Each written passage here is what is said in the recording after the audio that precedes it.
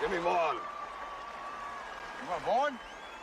I know he hadn't done very well against this guy, but I got a hunch he's due. Good job.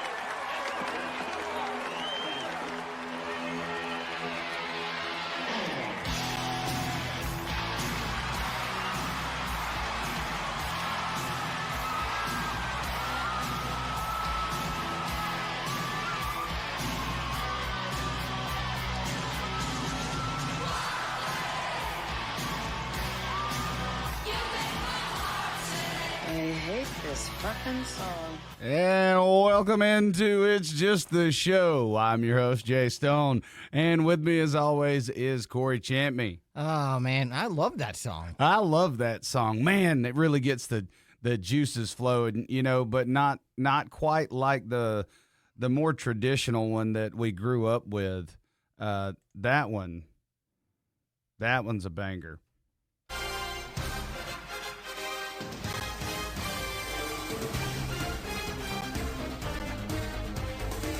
That's how you know. That's that Saturday. That was the early Saturday afternoon game from Fox, and it was like, dude, this was the game. And the other iconic one was, what was it? Sunday Night Baseball Game of the Week. ESPN Sunday Night Baseball Game of the Week. That one was kind of iconic, too. Oh, without a doubt. It's how you knew that your day was getting better. Oh, yeah. Especially when you were one of those weekend warriors that had to work the weekend. And you can come home, watch Sunday Night Baseball, and you're like, oh, didn't matter who was playing. It's like Monday Night Football. Doesn't really matter who's going to play. It's just a time to kick your feet up and enjoy it. And you know what? It's that time of year, and spring training is upon us. You smell it? You know, Is that baseball? the thing, the allergies start, you know, everything starts to bloom. You start getting those sinus headaches. But you smell the air, and then that yellow stuff gets everywhere, all that, you know, that fresh spring pollen. And, but you know that the sights and the sounds and the crack of the bat and the calls of the balls and strikes are coming, and it's baseball time. On that note, balls and strikes. How about I sent you a TikTok late last night or early this morning, the first ever call to review at the plate by a batter. Yeah. And he got it right. I like how fast it is, too. All they do is tap on the helmet, and then it comes right up, and it just shows you, like, right where it was. I was like, man, there's no call in a studio back in New York and having to look at it and all that. We don't have to wait on the Patrick Mahomes fan club to get it together and come up with some type of excuse. It's great. Oh, yeah, it's fantastic. And I'm all about it. And speaking of baseball, we just jump right in, and let's talk, because we're homers. Let's talk about the 2025 Atlanta Braves. I cannot wait. But in order to talk about the 2025 Atlanta Braves, you kind of have to mention their season didn't end the way they wanted it to last year. But for a team that was as injury plagued and beat up as they were going into that season, or going into that playoff, they didn't have their MVP. They didn't have their third baseman. They didn't have their Cy Young Award winner in that series. And, you know, they had to make the best of what they have. This year, their ace is their MVP, or their Cy Young Award winner, and probably the comeback player of the year, Chris Sale. Reynaldo Lopez is still there. Spencer Schwellenbach, who showed a lot of promise, is going to be pitching. Spencer Strider, they said, is on tap for early April, if not by by day one, early April. Grant Holmes, who was kind of the in-between starter bullpen guy, but he showed flashes. And then Ian Anderson, who was a hero during the 2021 World Series, but he's out of options. So they're probably going to either make him a fifth starter, or he's going to be a long relief guy. Not to mention they got guys like A.J. Smith-Shawver still and Bryce Elder, but, you know, I like the starting rotation. I think they proved that even with the injuries, that their starting rotation was still a plus last year. Those guys really weren't getting beat up. They really weren't getting shoved around. They were making great strides. Even the young guys that had to step in, like Grant Holmes, who had to step in and start, I mean, he was showing signs. Schwellenbach would pretty much carried the team when Lopez went down, and when Sale went down for a little bit, he was kind of the guy that stepped in, was like, hey, you know what? I'll be that. I'll be your Huckleberry. You know, and he showed a lot of promise, at least in my eyes he did. I have to agree. I mean, I can't argue. We down the stretch, it seemed like if we had a little bit stouter rotation for our middle inning pitchers to get through, hitters come in and you got a good pitcher, get you through 4 or 5 innings, but then they start seeing his stuff come out of his hand a little differently. Now they're used to it. They've struck out, they've popped out, or they've made contact a few times. So then, baseball's not like it used to be. At the beginning, one guy pitched the whole game. Then we came up with closers who would maybe a couple of innings, 8 and 9. And now you have a 2 to 4 man rotation based on the club you're facing, preparing for game, watching film, seeing which hitters get hot quick. And if they jump out on you early, you know that you're going to have to maximize your rotation for that day, and you may see more than 4 pitchers. And a lot of teams do this opener thing where they have a relief pitcher start as an opener, and they just have like a bullpen game, which I can't. It drives me nuts. It drives me crazy. But the point that I'm getting at is our middle inning pitchers I don't feel talent was not there. Heart, all there. Well, if you watch a Major League Baseball broadcast or college or minor league, they'll say second, third time through the order, you're going to have to change something because hitters have seen your stuff, and they pretty much have seen everything. They're not pulling a Greg Maddux and was like, I'm going to let you hit a home run off this pitch because the next time around, I'm going to strike you out with it. Now, our aces are making it 6, 7 innings deep because they're not going through the order as fast. They're sitting guys down, 3 up, 3 down, 4 guys in an inning. It's not like some of those middle inning guys are coming in because the opening pitcher has just had good defensive play that day, and the boys have been getting him out of jams. Well, let me tell you something about hitting. Being a baseball player, you've been there. People moan and cry about hitters fouling pitches off. You know what that is? That's them getting their timing on that pitcher's pitch. Now they've seen it out of the hands. Now they've been able to time it. Freddie Freeman, he was asked a question, when a guy throws 100 miles an hour, how many times do you have to see that pitch in order to get your timing down? He said once. After that, I can get it timed. And that's what a lot of times the foul tip is. They're getting the timing. You foul it off because you either hit it way early or way late. Mm-hmm. But the next time you see that pitch, you're going to know to either stay back on it a little bit or you're going to have to swing just a little bit earlier on it. So when a hitter is fouling a pitcher off 3, 4, 5 times in a bat, that's not necessarily a bad at bat. And let's say he strikes out because now he's seen almost everything that pitcher's thrown. And next time up, he's making a mental note of, okay, if he throws me this fastball middle in, I'm going to deposit it in the seats. I'm not striking out on it again. Or if he throws his curveball, I foul tipped it, but now I know to stay back on it a little bit longer. And that's why it's so important to have these pitchers not show all their pitches, but they make it difficult because batters are fouling pitches off at an incredible rate. They really are. And the game has changed so much in the past. Yeah, pitchers have to hurry up and throw now. Yep, the play clock, things, the game is we're borderline tiptoeing on the integrity of the game by changing the rules. We just are. I know that other sports have done it, and some sports have prevailed through proper marketing, and fan base has been involved in the change of the process, and they've gotten what they wanted. Then you have some failures like the NBA. Right now, I don't mark that up as a very successful market just today under a microscope.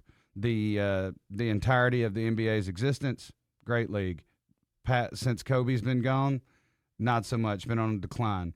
We'll talk about that in another episode. What I'm getting at, as we change Major League Baseball to fit the narrative now that this generation, the younger generation, needs quicker, their attention span, they need the next play faster. So the pitchers have a pitch clock. They don't want games going down to human error or something that's too close to the strike zone. So now we have batter review, and it's like you were saying, it's convenient, it's instant.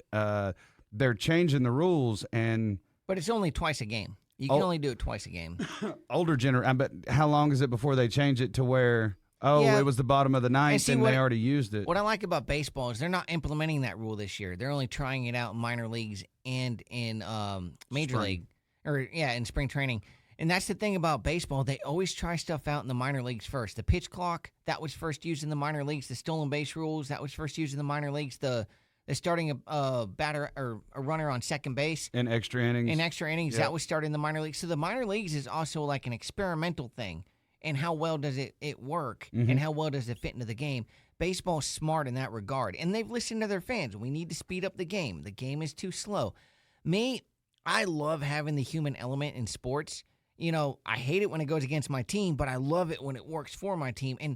And that's what, when I played baseball, there was always a human element. I mean, I got called out at home plate on some bad calls. An catcher dropped the ball. Umpire still called me out. But, you know, that's part of the game. If you get too much into it and take away too much of that human element, that's fine. That's why I only like having a certain number of challenges, 2, 3, 4 a game. That's fine. Now, the manager has to be smart and take it out of the batter's hand, let the manager do it. I want to use it on this occasion because a baseball player could blow it all in the first 2 pitches of the game, and then you're done. I think they need to put it in the manager's hand and say, you have 4 times a game you can use this.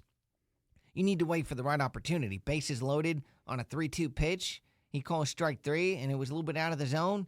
Now you're talking about it could be a potential ball 4. And who's the batter? You know, is it Marcell Ozuna or is it Ozzie Albies? Is there a runner on second? Are the bases empty? Game tied? Are you down by 4? That's what I'm saying. Don't let the hitter do it. It needs to be a manager thing, and he has like a certain amount of time in between pitches to review it. Like, let's say he has like 5 to 6 seconds to review it. Like the batters can still tap their head, you know, and the umpire can point to the dugout, and the manager either says safe or, you know, review, like have a challenge. Go ahead and do it, or no, I don't want to. I don't want to do it. But I think if you put it in the players' hands, they don't know.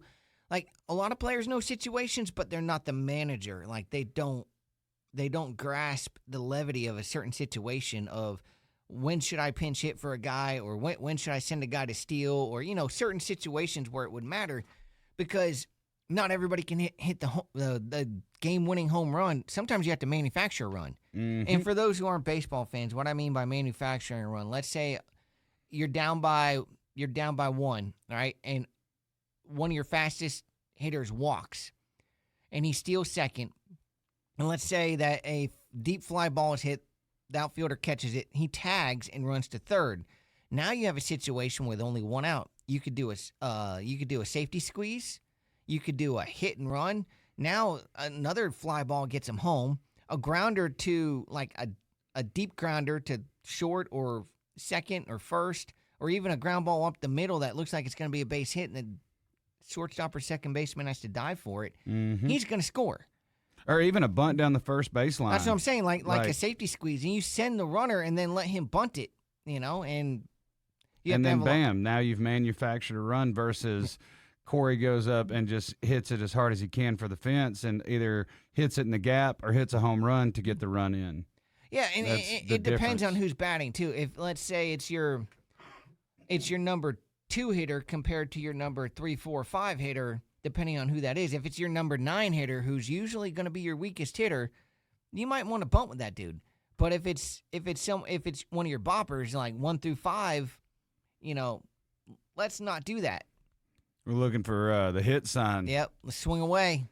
But let's okay, go ahead with your thought. To circle back to where I got off on the tangent, to get back on the bus to what you were talking about, the game changing, and Freeman talking about the 100-mile-an-hour pitches. I just need to see it once, and I can catch up to it. That's why these kids that are throwing 105.5 miles an hour like Ben Joyce are only pitching an inning and a half. 1, they're going to throw their arm out of socket, and 2, the speed is only good for about an at-bat. With a decent hitter, you might get through him twice with some fastballs. On a Freddie Freeman, you're going to have to throw him a fastball, changeup, fastball in a different location. Spencer Strider coming back now is saying he's going to rely more on his curveball and changeup and use the fastball as the setup pitch. You kind of hope that he talked to Glavine and Maddox because everybody knows that 99, 100-mile-per-hour heater's there, and he only probably has to throw it maybe twice an inning. If that. And you know what I would love for him to do? Elevate it. Throw that high fastball to get the strikeout. Yep. But throw your slider that you can throw hard. Throw your curve that was looking great last season before you got hurt. Yeah, and then no that kidding. changeup is just silly. But you throw a slider about 96, 97, that's a fastball. Yep. You know, and then you go in there with a changeup that's 80. So exactly. now let's go with the rest of the team. So the catchers are Sean Murphy and Chadwick Tromp. That's Tromp with an O, not with a U. And Corey knows how much that hurts me because Trav Darno, that was my veteran, my favorite one that we had left. So moving on. Yeah, I'll get over myself. And as a catcher that's 39, about to be 40, with a bad knee, I can tell you it's a tough position to play with good knees, let alone a bad knee. Matt Olson, the Cal Ripken Iron Man of this team, has played, I think, 162 games the last, 2 years with the Braves? And also born in Atlanta, Georgia. Yeah, homer. Ozzie Albies at second. Austin Riley's coming back from injury to play third. Some of your and short is Arcia again, which Arcia has a great glove. He's great for your defense. Hitting is sporadic. When he hits the ball, he hits it a ton. When he doesn't, he misses a ton. And he doesn't walk much. And he's 30. Yeah. But, so is Matt Olson. Well, yeah. And Austin Riley, I think, is late 20s. Yeah, Ozzie Albies is in his late 20s. So. 28. Austin's 27. Ozzie's 28. But the one thing the Braves do that annoy me is instead of going out and getting a decent guy to come off the bench, they get these guys who are fast and play multiple positions. So, for instance, their backup infielders are Nick Allen, Eli White, Luke Williams, and these are all the guys that can play outfield too. Nacho Alvarez Jr. Don't forget him. Nacho, who was not great in his short little run being called up last year, but I think he was not as prepared as he thought. They also have a guy named Christian Cairo, who's a rookie, on their 40-man roster. I'll get to the non-roster guys, the invites to spring training. And, of course, the outfield. Acuna said he'll be ready by late April, early May. He's actually he said he was further along. I sent you a video about it. He's further along now than he was in his previous injury because he knows what to expect. And he's learned a lot of English. So kudos to him. Michael Harris is your man at center. That's right. He's probably going to be the leadoff guy till Acuna comes back. Him and Profar. He's Michael Harris II is from DeKalb, Georgia. And Jerickson Profar is going to be in, I think, left? Yeah, in left. Yep. And left then field. And then Kelnick and De La Cruz are going to be rotating in right until Acuna comes back, and then that rotation will switch to left field. It'll be like a 3-man rotation. De La Cruz, I love this pickup. This was such under the radar. He was a beast for the Marlins, and he played pretty well for Pittsburgh. He's a big time bopper. Marcell Ozuna was kind of his mentor when he was going through the system in Miami, and so Marcell Ozuna kind of said, "Hey, go out, get this guy." And Marcel and him are both from the Dominican Republic. Yep. Marcel is about 6 years older than De La Cruz, so I think that brings a great dynamic. That's something about the Braves that's awesome. We have a lot of bilingual players that have encouraged our players who only speak one language to learn English, and that's something that our superstar Ronald Acuna Jr. has been doing. Yep. He was saying in one of his first spring training interviews that he's trying to get rid of his translator, but he still has a little bit of work for him. Yeah. So that was pretty funny. The same thing happened with Profar and Albies. They knew each other because they're both from Curacao. Yep. And, every Braves fan should know Curacao because of Andrew Jones. In fact, I have a towel, I think it's at my dad's house, that we got as one of the giveaways to a Braves game. And it said the Atlanta Braves, Curacao, and everything because it was for Andrew Jones. There's a guy named Carlos D. Rodriguez who is who's on the 40-man, but he's a rookie. And then the big bear Marcell Ozuna is going to be your designated hitter probably throughout most of the year. Oh, I didn't get to the bullpen. Let's talk about one of the most important parts of the Braves is their bullpen, and it all starts the anchor at the end, the ninth inning man, the closer, Raisel Iglesias. Been pretty stellar for the Braves the last 2.5 years. That'll continue this year. Pierce Johnson It's probably either him or Aaron Bummer are going to be the 8th inning guys. Dylan Lee could also step in that role. He was great last year. Had such an under-the-radar year. Daysbel Hernandez, another guy that, is going to be their middle relief guy. Angel Perdomo, who they said was great. He was just injured last year, but they saw a lot in him last year to pick him up. And there's some, let me go back to the 40-man roster. There's some other guys that we need to talk about. Davis Daniel was a guy they picked up from the Arizona system. He was a middle reliever for them. He's a homer from Atlanta, Georgia. Dylan Dodd, who, he's made a few starts here and there. He's been crushed lately. He's trying to figure his stuff out. Joe Jimenez, who was their Dylan Dodd from Danville, Illinois. No joke. Hey, I did a music festival there one time. Let me tell you how in the middle of nowhere Danville, Illinois is. So if he's that good from Danville, that boy's had his cooked his own steak at a restaurant. They got a restaurant up there with a grill in the middle of the dining room, and you go pick out your choice steak or grilled chicken, and you cook it yourself. Oh, I've seen places like that. Yeah. I want to do that. It has a well around it with all the different seasonings, rubs, and spices. That's like almost like a fondue place, where you get the different cheeses and you have to Phases of the Moon. Shout out to Dylan Dodd from Danville, Illinois. Yeah. Joe Jimenez is going to be injured for the year, but he with his knee, but he was their setup man last year. Roldy Munoz is a rookie, but apparently he's got some lights out stuff. Anderson Pilar, another rookie. Then we have Hurston Waldrop, had made one start and then got hurt last year, and then Amos Willingham, another middle relief guy they picked up from the Nationals when the Nats released him. All right, let's go non-roster invitees. So for those of you who don't know baseball, you're allowed infinite number of people on your roster for spring training. And usually it's rookies they want to get a look at, young promising players, and some veterans that were released during the year, but you don't want to sign them to a contract, but you give them an invite to spring training. So that's who non-roster invitees are. They're not on the 40-man roster, but if they're great and they make a great showing, then you can make a move and put them on the 40-man roster at the beginning of the season. The catchers, one of the reasons why they let Travis d'Arnaud go is because of this kid, Drake Baldwin, who they said has a great bat, but he has really good arm at throwing out base runners. Kirk Casale and Sandy Leone, they're two veteran catchers. Infield, they have a veteran guy, Garrett Cooper, who's played for the Marlins and the Yankees and the Red Sox and a bunch of different guys. Jose Devers, who is the cousin of Red Sox star Rafael Devers. Okay. Charles LeBlanc, who played for the Marlins. And then the outfielders are a veteran, played with the Astros, the Angels, a couple other guys, Jake Marishnik, and then a guy from the Cardinals, Connor Capel.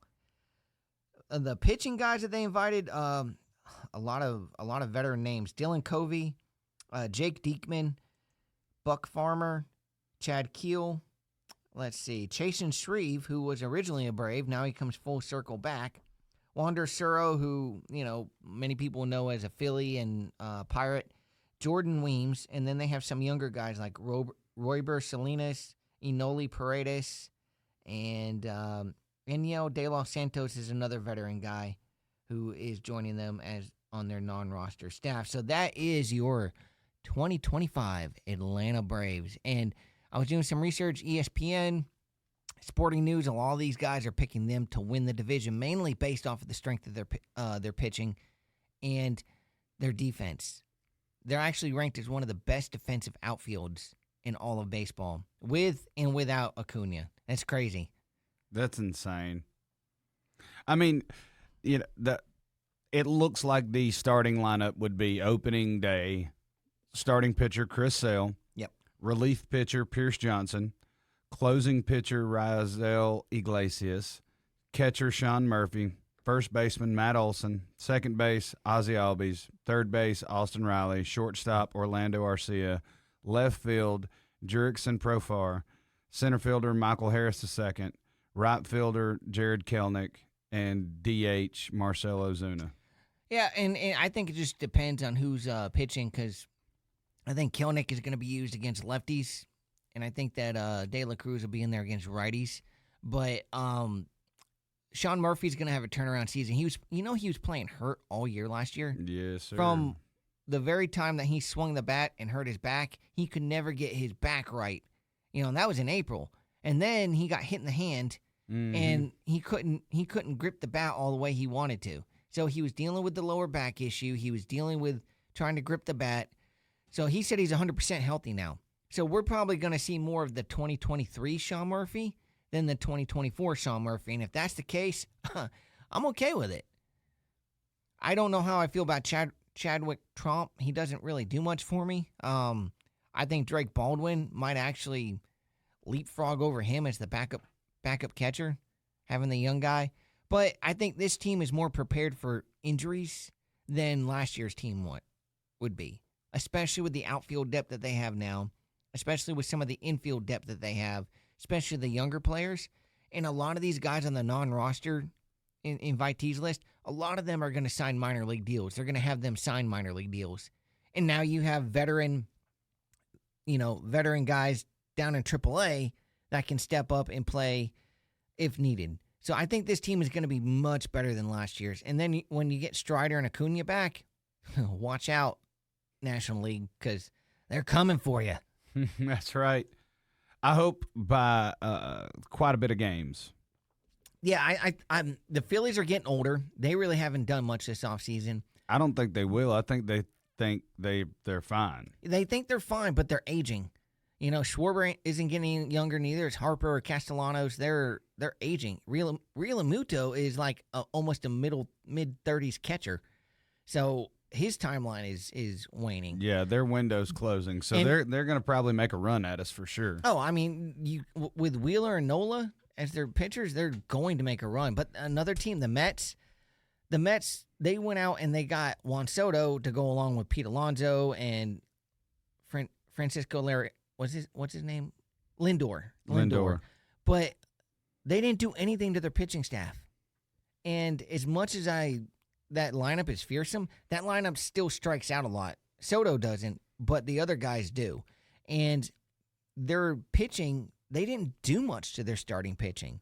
But they were in contention for all the free agent starters this year, but they can never land them. And I don't know what the deal was, but I think they put all their eggs in the Juan Soto basket, and then they were like, well, we have nothing left. So they went out, they got the big bopper, but they don't have the pitching to support their lineup. Well, the Braves definitely have a challenge to open the season. They start with a 7-game stint on the road on the West Coast, 4 games at San Diego, 3 games in Los Angeles. Then the home opener for the Atlanta Braves in 2025 will be Friday, April 4th against the Miami Marlins. First pitch is expected to be at 7:15 p.m. Tickets are as low as $37 right now. They're going to have a 3-game series against the Miami Marlins, then a 3-game series against the Philadelphia Phillies. So they get 7 games on the road and then 6 games at home, and then they go back out on the road for another 6-game stint. Going to from top to bottom, I tell you, they're going down to Tampa and then up to Toronto. So to start the season, the Braves are really getting in those road trips. They always start on the road. And everywhere. I can't remember the last year where they opened the season at home. They always start on the road. I don't know why. It's nuts. They're going to play Sunday at 1:40 in Tampa, Florida. And then on Monday, they're going to play at 7 p.m. in Toronto, Canada. Now, the 51st state? Yeah. I won't go down that rabbit hole. No, but then they're going to come back home. They do get a day off in between Toronto and home. Just to open the season, it's a lot of coast to coast, north to south. I remember last year they had a stretch where they played like 17 or something straight games without a day off or something, the way it fell, and that was when the guys started falling, like left and right. It's hard to do. It is hard to have an entire, 14, 16 guys go 162 games. I don't know if it's ever been done that like an entire starting roster has made 160 out of the 162 games or something. I have a challenge for you. Okay. I was able to do this, but I did it for myself to see how many I could get, and I only missed one pitcher. How many pitchers have been the opening day starter for the Braves? Now, 3 of them, are going to take a good chunk off of that. The Atlanta Braves? From 1990, from the year you were born Okay. to now. How many opening day starting pitchers have the Braves had? Let's see if you can name them off. And I'll tell you how many years, so don't go real fast. But 3 of them right off the bat, I mean, are going to take up a good chunk. Smoltz. So Smoltz was the opening day starter in 91, 97, 05, and 07. Is that 4? Yeah. All right. Glavine.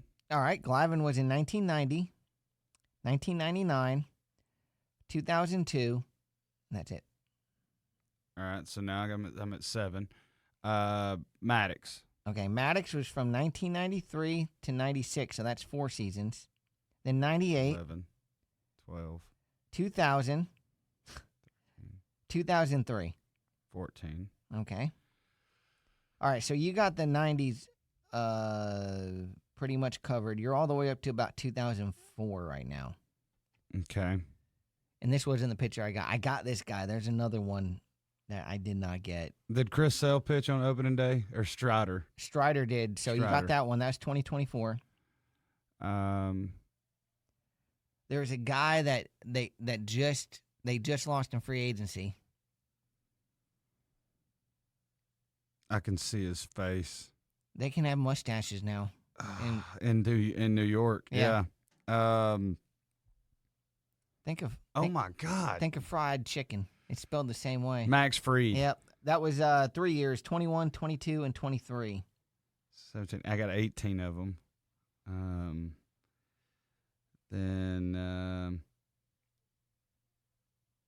I'm going to say there were 22 different pitchers from the time I was born to last year So let's see. in 34 years. I'll name them off. Glavine, Smoltz, Maddox, John Burkett, Russ Ortiz was the one in 04, Tim Hudson, Derek Lowe, and then Julio Teheran was their opening day starter from 2014 to 2019. Wow. And then Mike Soroka, and then Fried and Strider. So 1, 2, 3, 4, 5. Oh, the one that I missed was in 2012 was Tommy Hansen. That was the one I missed. I couldn't. So wait a minute. 1, 2, 3, 4, 5, 6, 7, 8, 9, 10, 11, 12. 12 starting pitchers. Wow. 12 starting pitchers in what, 30-something years? 34 years. Yeah, 34 years. That is ridiculous. Yeah, it is. So let's move on now to the other team that I would like to talk about. They're on my Just shirt. You are the only one that wants to talk about it, but Yeah. you go right ahead. I'll just sit over here and grunt. The 2025 Boston Red Sox, the team that I'm not going to make that bold prediction. They might they'll probably make the playoffs because their lineup is kind of sick now. But they have a lot of injuries too. They have a lot of players that are going to be returning later in the season. But to start off this, let's start with their starting pitching. They went out. They got probably the hottest free agent pitcher in Garrett Crochet to be their starter, along with the other guys, Tanner Houck and Brian Bello, and they got Walker Buehler from the Dodgers. And Buehler. Lucas Giolito is coming back from injury. He won't be ready till May. And Cutter Crawford's their other young guy. They have Liam Hendricks, who they signed last year, but he was injured throughout most of the year. And they went out and got Aroldis Chapman to be their setup guy. Justin Slayton, who had a great year last year, he could easily be their setup guy. Garrett Whitlock, Justin Wilson, Adam Ottavino, Greg Weissert, Josh Winkowski, bunch of guys. I'm not going to bore everybody with this. So I get into their starters. Connor Wong is their starter. He came from the Dodger system in that Mookie Betts trade. He had a strong year last year. Blake Sable and Carlos Narvaez will be their backup catchers. First base, young stud Tristan Casas. Didn't get off to the start he wanted last year, but he was injured throughout most of the year, but still managed to have a pretty good season. Their big free agent hitter that they signed this year from the Astros, Alex Bregman. He's going to add added pop. And then at third base is going to be your stud, your 30 home run man, Rafael Devers. At shortstop, Trevor Story, the guy who's been nothing but injured since he came over to the Red Sox, says he's 100% now. We'll see. Their outfield stud, Jaron Duran, their leadoff hitter, their number one guy from last year.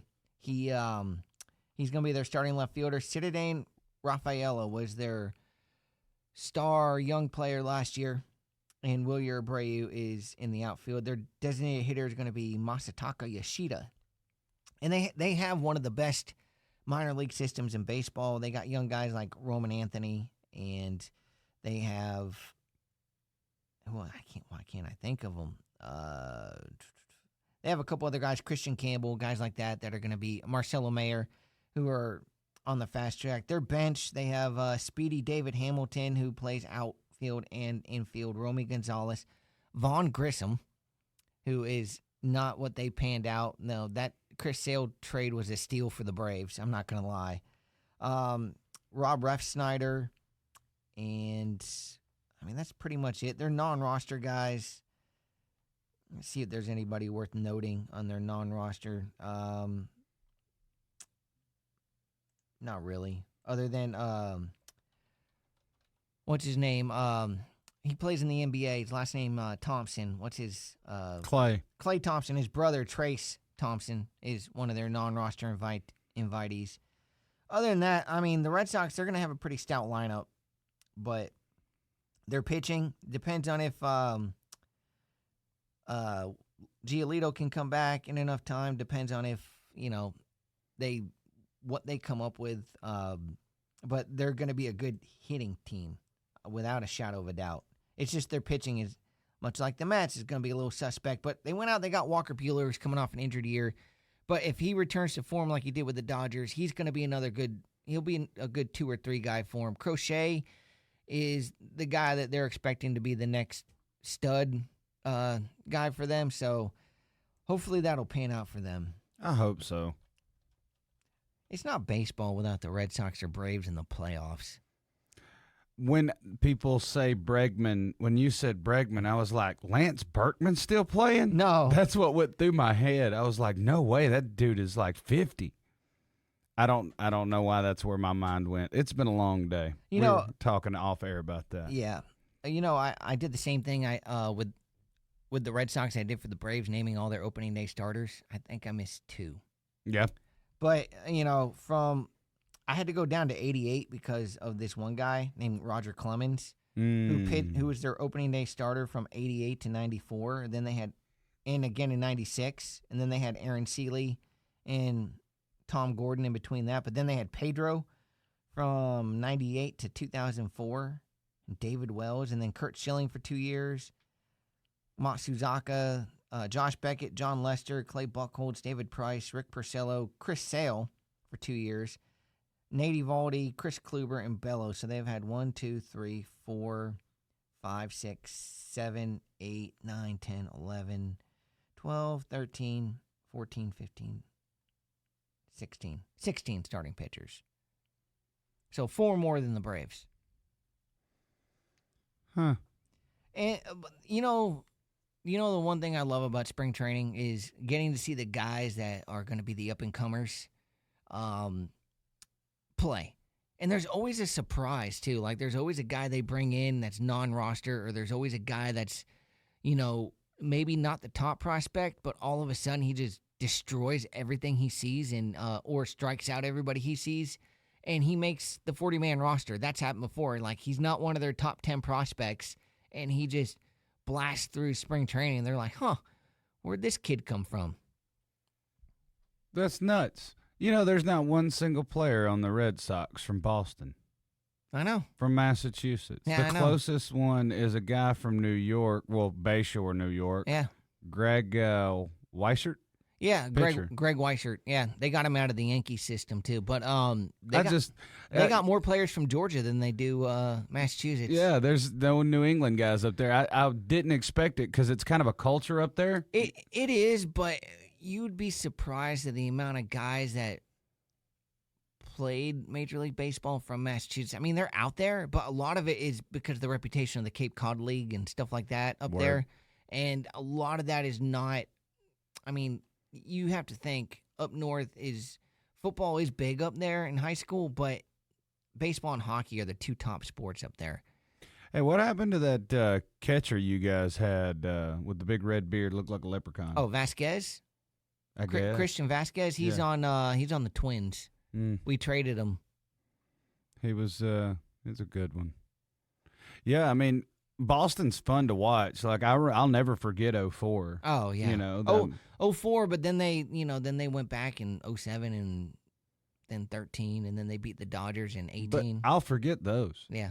Not the Dodgers one because I'll never forget 04. Yeah. 04, that was a miracle team. That was and if like Netflix has a great documentary about it because in 03 they came so close, and then Aaron Boone hit that walk-off home run off of Tim Wakefield, and then 04 was just they were struggling. They were in second place. They were struggling to get over the hump, and then that fight with A-Rod and Veritek happened. Yes. Where what was it? A-Rod ran his mouth and Veritek shoved him. And ever since then, that's when they took off and their season turned around. And they were known as them bums because they looked like a bunch of hairy cavemen.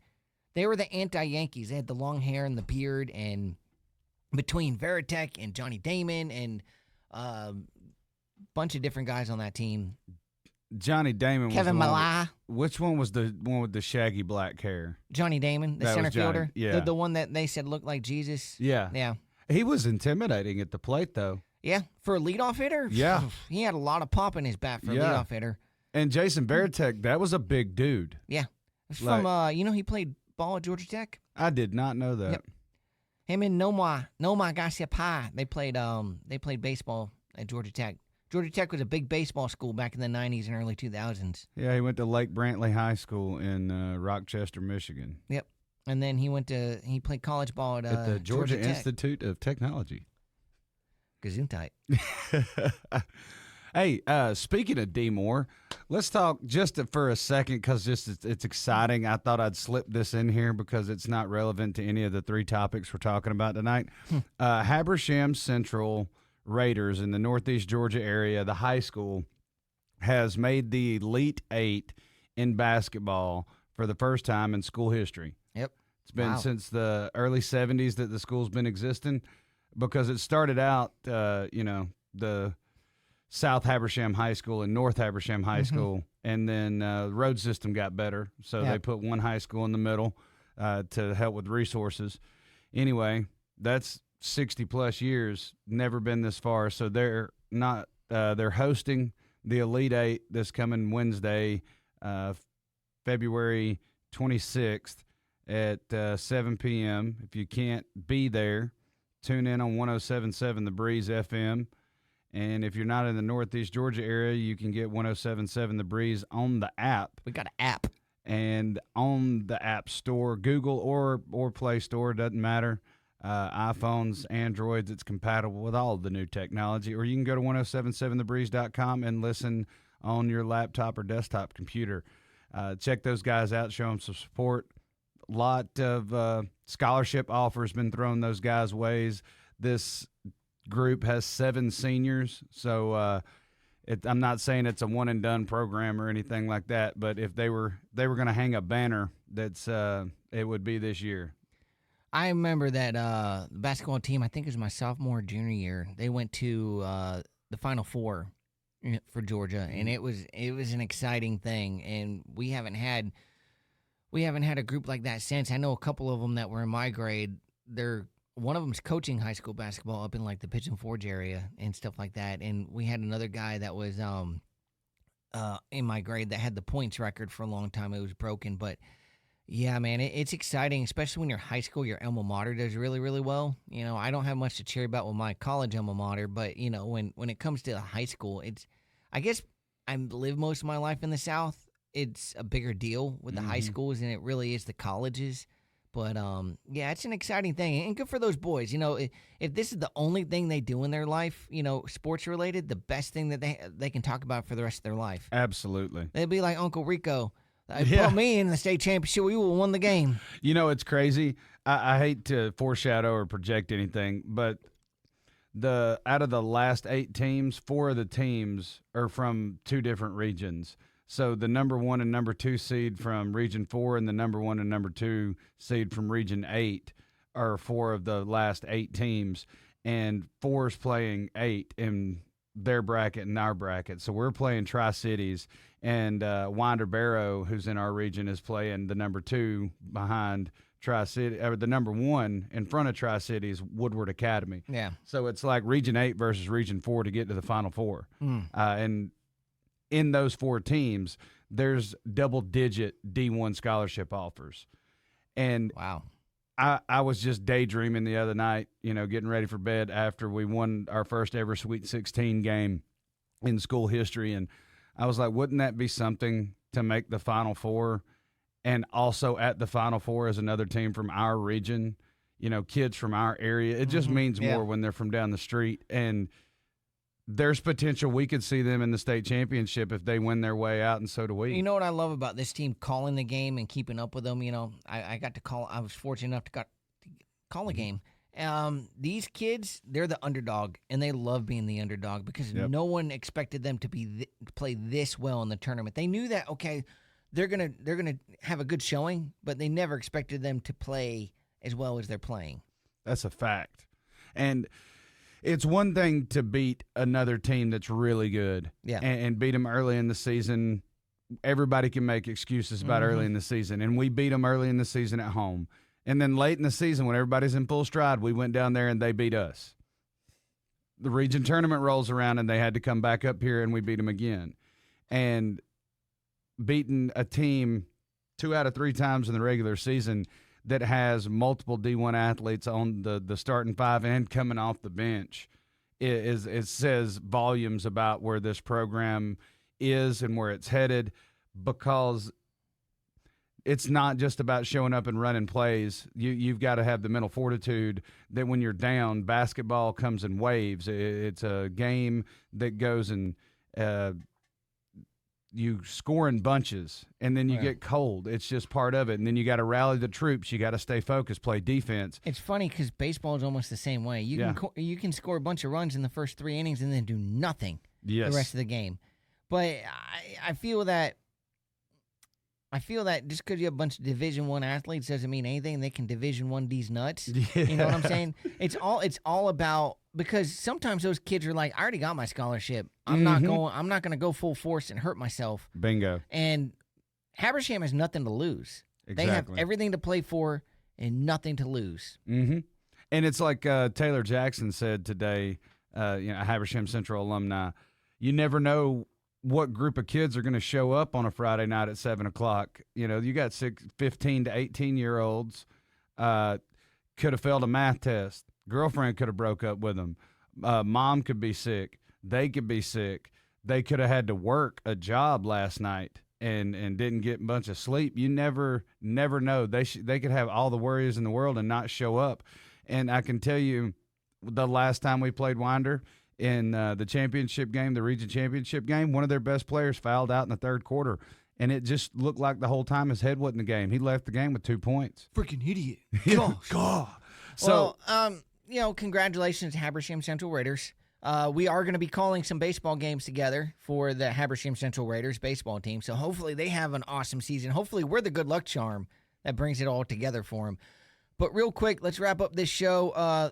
2025 Atlanta Braves, where do you see them going? All the way. I do see an incredible NLDS with the Phillies, and then I think we blow out the Dodgers in the NLCS on the way to the World Series. And I feel like this is my hot take. I feel like we're going to either play the Indians, like somebody who did really well and surprised in the playoffs, and they're going to build off last season or going to fall apart, or we're going to play somebody who made some moves, the Red Sox or the Yankees, somebody that picked up and spent some money. I think that's where we're going to see ourselves. But I think this team and the culture that we have is bigger than runs and strikeouts. Everybody, like a lot of these Braves fans are like, why didn't they go out and get big free agencies? The reason why they didn't go out and get big free agents during free agency is because you have 2 guys that are going to be returning that are better than free agents, Ronald Acuna Jr. and Spencer Strider. There's no one on this free agent market, maybe except for Juan Soto, that can match up with Acuna. But even then, I think Acuna is a better player.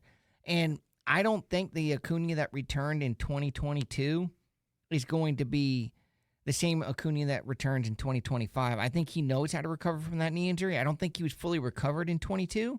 He was in 23. But I think that he's going to be a different player. He's going to come in strong. I agree with you. If they're all healthy, Strider comes back to form, Acuna comes back to form, I think they go all the way to the World Series. I see them playing a Yankees team.